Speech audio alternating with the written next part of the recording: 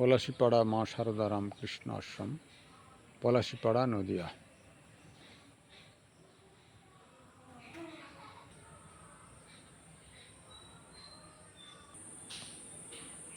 কেদারেশ্বর মহাদেব,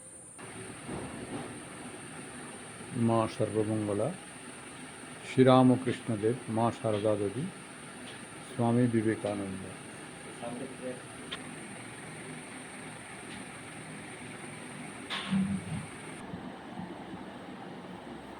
ওম স্থাপকায় চ ধর্মস্য সর্বধর্মস্বরূপিণে অবতার বরিষ্ঠায় রামকৃষ্ণায় তে নমঃ।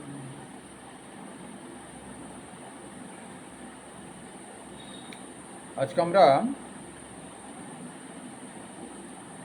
রামকৃষ্ণ গল্পকথা, যেসব গল্প হয়ে গেছে সেগুলো নয়,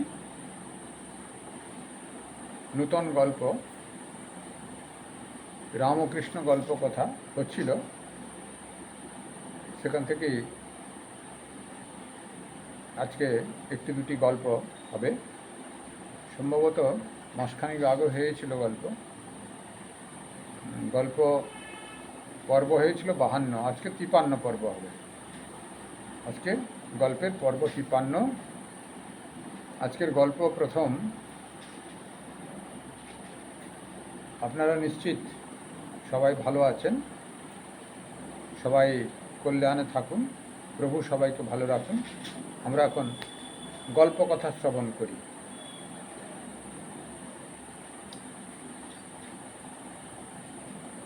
প্রথমে আমরা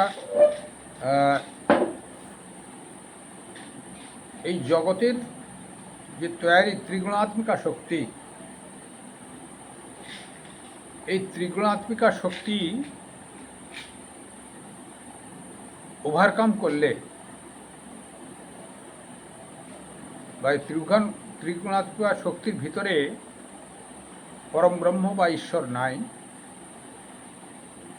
তিনি ত্রিগুণাত্মিকা শক্তি ছাড়া যে অবস্থা সেখানে আছেন। এই গল্প এটা হয়তো আমরা অনেকেই জানি, শুনেছি গল্পটা। আজকেও সেরকম ঠাকুরের গল্প একটি আলোচনা করা যাবে। যেখানে ঠিক ঠিক সেখানে গুণ পৌঁছতে পারে না। যেখানে ঠিক ঠিক মানে হচ্ছে যেখানে ঈশ্বর, ঠিক ঠিক মানে আত্ম উপলব্ধি, বোধ হয়ে যাওয়া, সেখানে এই গুণত্রয় পৌঁছতে পারে না। চোর যেমন ঠিক জায়গায় যেতে পারে না, ভয় হয় পাছে ধরা পড়ে যায়।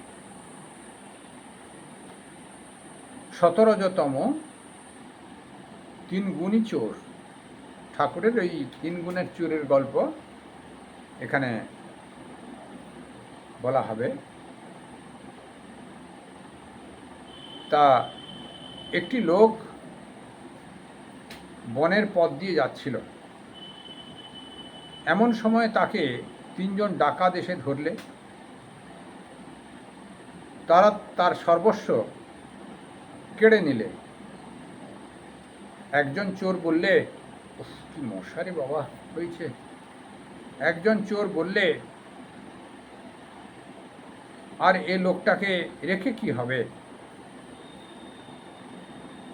এই কথা বলে খাঁড়া দিয়ে কাটতে এলো। তখন আরেকজন চোর বললে, না হে, কেটে কি হবে, একে হাত পা বেঁধে এখানে ফেলে যাও। তখন তাকে হাত পা বেঁধে ওইখানে রেখে চোরেরা চলে গেল। কিছুক্ষণ পরে তাদের মধ্যে একজন ফিরে এসে বললে, আহা, তোমায় কি লেগেছে না? এসো, আমি তোমার বন্ধন খুলে দিই। তার বন্ধন খুলে দিলে চোরটি বললে, আমার সঙ্গে সঙ্গে এসো, তোমায় সদর রাস্তায় তুলে দিচ্ছি। অনেকক্ষণ পরে সদর রাস্তায় এসে বললে, ওই রাস্তা ধরে চলে যাও,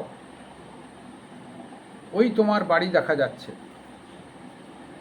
তখন লোকটি চোরকে বললে, মহাশয়, আমার অনেক উপকার করলেন, এখন আপনিও আসুন, আমার বাড়ি পর্যন্ত যাবেন? চোর বললে, না, আমার ওখানে যাবার জো নাই, পুলিশে টের পাবে, আমি পাকড়াও হয়ে যাব। তা ভারী সুন্দর এই তম, রজ আর শত, এই তিন গুণের প্রভাবে জগৎ চলছে। তিন গুণের চোর হিসাবে একটা দৃষ্টান্ত ঠাকুর দিয়েছেন।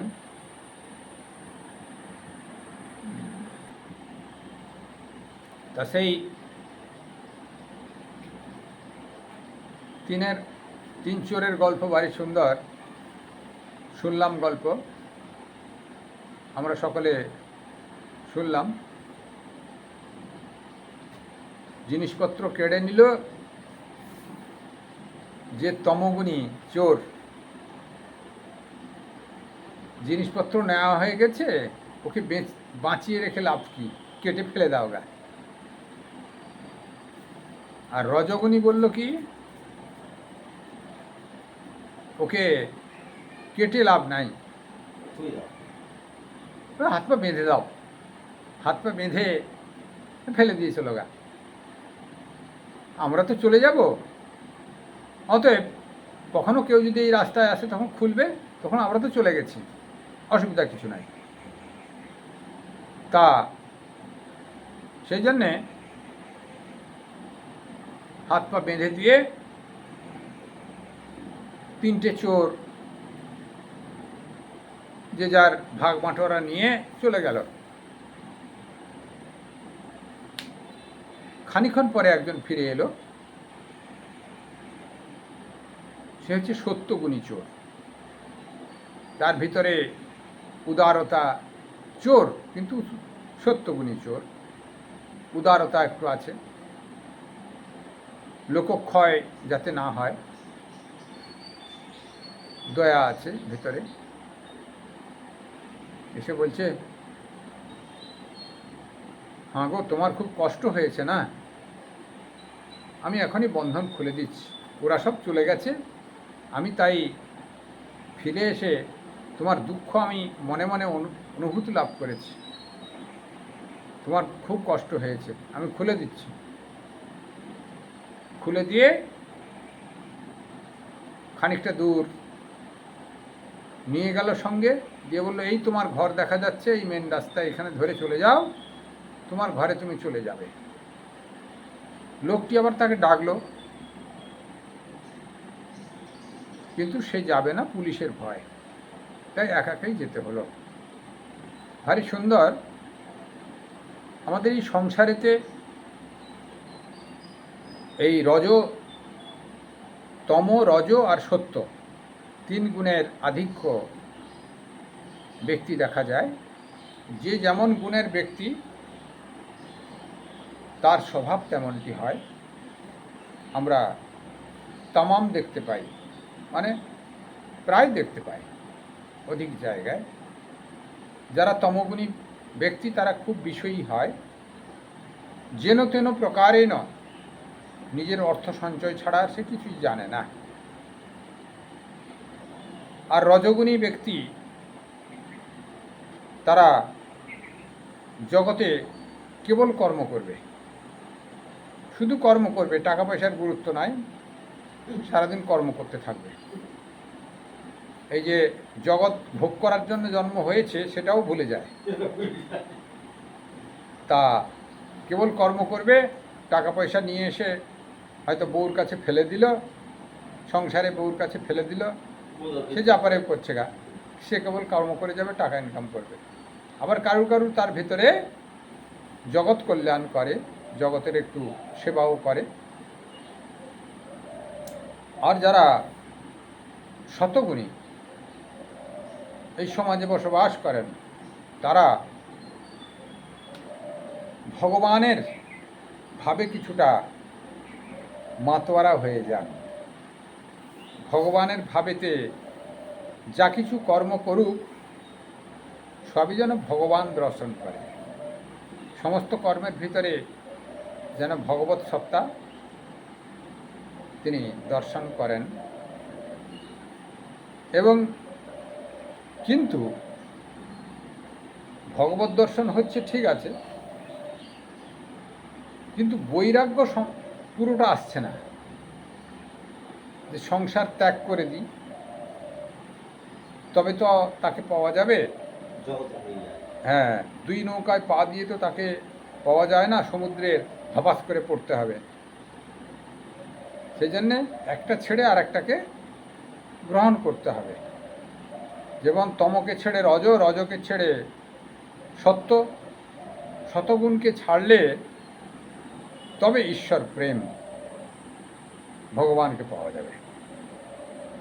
সেইটি সাধারণ মানুষের হয় না।